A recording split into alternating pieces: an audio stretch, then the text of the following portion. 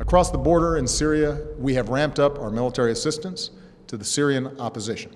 On Wednesday night, President Obama laid out his administration's strategy for combating the Islamic State, or ISIS. We must strengthen the opposition as the best counterweight to extremists like ISIL.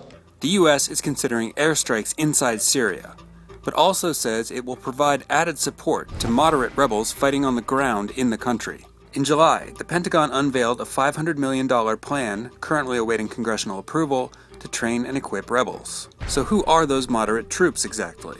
The Free Syrian Army is the fighting force that has been the main hope of Western powers to combat both the Assad regime and ISIS. Some estimates put its strength at about 45,000 fighters, mostly concentrated in Aleppo, Homs, and Idlib. But the FSA is essentially an umbrella group, representing a diverse assortment of local warlords with competing agendas, loyalties, and ideologies. It has changed leadership structure several times in attempts to cleanse its ranks of extremists and thus win Western military assistance. U.S. officials have repeatedly said it's a major challenge to adequately vet rebels to ensure that people trained and armed by the United States don't join the ranks of the Islamic State.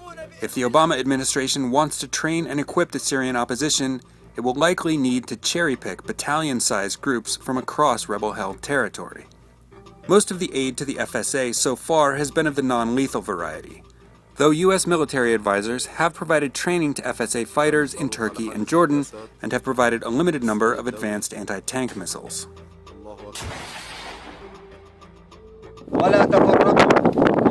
This recent video purports to show representatives from a consortium of rebel groups from eastern Aleppo province in Syria, pledging to fight Islamic State militants and asking for help in liberating areas controlled by ISIS. The video highlights the U.S.'s challenge. The spokesman rattles off a litany of groups in the claimed coalition: the Northern Sun Battalion, Dawn of Freedom, Faithful of Raqqa, and one referred to as the Kurdish Front. Prominently displayed in the shot are flags of the People's Defense Units, or YPG, the Syrian Kurdish militia affiliated with the Kurdistan Workers' Party, which the U.S. lists as a terrorist organization. Determining which of these disparate groups will receive aid and training will be a major hurdle in taking the fight to ISIS inside Syria.